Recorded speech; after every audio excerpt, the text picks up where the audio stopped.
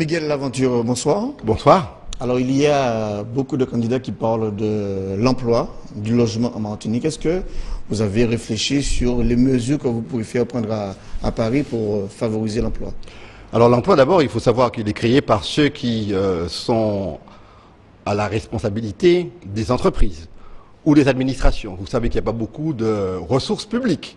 Il y a surtout besoin, par conséquent, de créer de l'emploi privé. Et l'emploi privé, aujourd'hui, a besoin de 3 conditions pour s'épanouir. La première, c'est la confiance, mais j'espère que nous en parlerons tout à l'heure.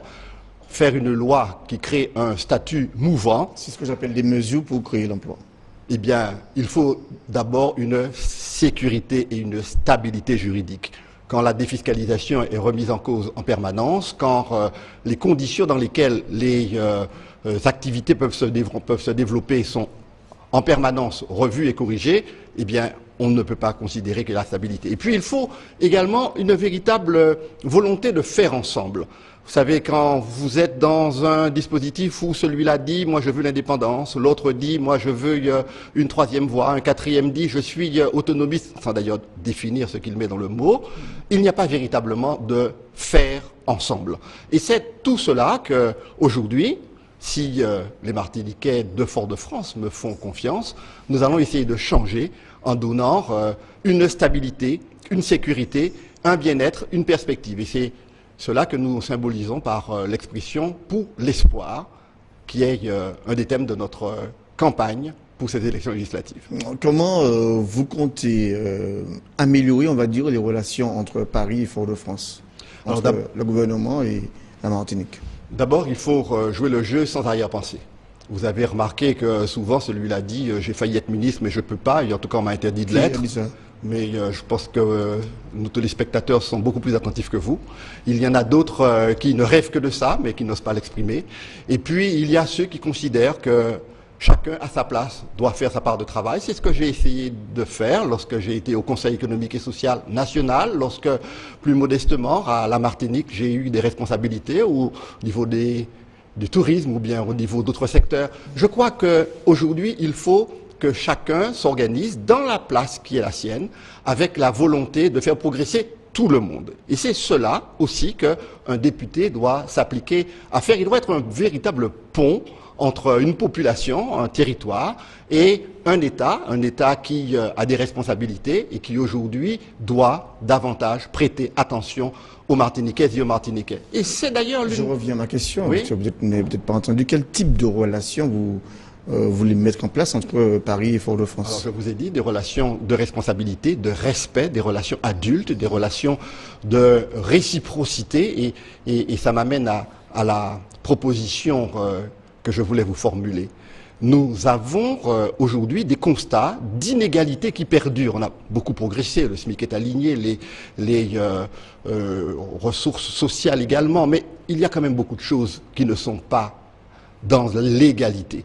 Et c'est la raison pour laquelle nous proposons la mise en place d'un observatoire de la législation outre-mer, de manière à ce que toute personne qui vit une inégalité de droit, je dis bien de droit, un organisme de plus Non, pas du tout, un organisme utile qui permette à chacun, aux citoyens, de pouvoir saisir une instance dans laquelle il dira « regardez, il y a des choses qui ne vont pas ».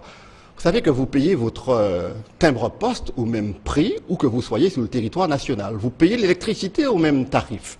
Et pourquoi est-ce qu'il faut que le téléphone soit différent? Pourquoi faut-il que nous ayons une ségrégation concernant Internet? Pourquoi faut-il... Vous n'avez pas découvert ça pendant la campagne électorale? Mais justement, il faut être en charge des relations nationales pour pouvoir obtenir une décision à caractère national. Vous aviez vos amis, vous aviez vos amis au pouvoir. Et vous pensez qu'on ne doit pas mieux faire par soi-même que par ses amis? Et c'est la raison pour laquelle je suis candidat. C'est eux qui avaient les clés. N'essayez pas de me distraire de ma campagne et de ma candidature. Je vous pose des questions. Et je vous réponds. Quand vous venez de dire ce soir aujourd'hui qu'il faut réduire le prix du téléphone... Non, je dis qu'il faut J'ai envie de vous dire que vous réduire les inégalités depuis longtemps. Je dis que pour le faire, il faut être en situation de le faire. Je dis que ceux qui ont été en situation de le faire ne l'ont pas fait. J'espère que vous allez leur poser la question si vous n'avez pas déjà eu le petit éclair qui vous aura incité à le faire. Mais j'ai l'éclair ce soir pour vous. Eh bien, je vous remercie par conséquent de le leur poser et de leur demander pourquoi cela ne figure pas à leur bilan. question d'actualité. Il y a des enseignants qui ne veulent pas partir sur Paris, des enseignants stagiaires. Est-ce que vous pensez qu'il faille les maintenir en poste en Martinique et comment?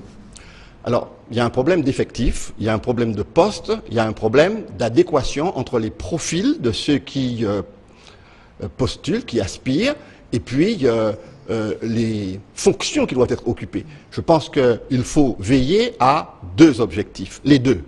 Premièrement, l'intérêt des élèves, leur donner les meilleures chances à travers les meilleurs enseignants de pouvoir obtenir les meilleures connaissances et les meilleures formations. Et puis deuxièmement, il faut faire en sorte que nous puissions avoir cette fameuse égalité des droits. Et par conséquent, si un Martiniquais, écoutez bien, dispose des bons profils et aujourd'hui est capable d'apporter la bonne capacité d'enseignement à un élève, il doit évidemment pouvoir rester en Martinique.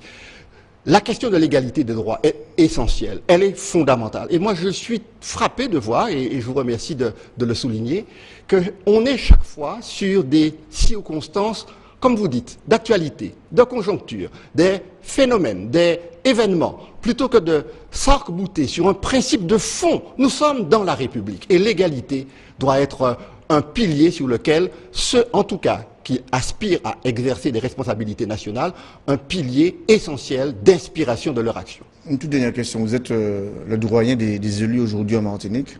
Ah non, mais vous le savez bien, vous offensez Rodolphe Désiré, par exemple, et puis il y en a d'autres encore, c'est pas gentil.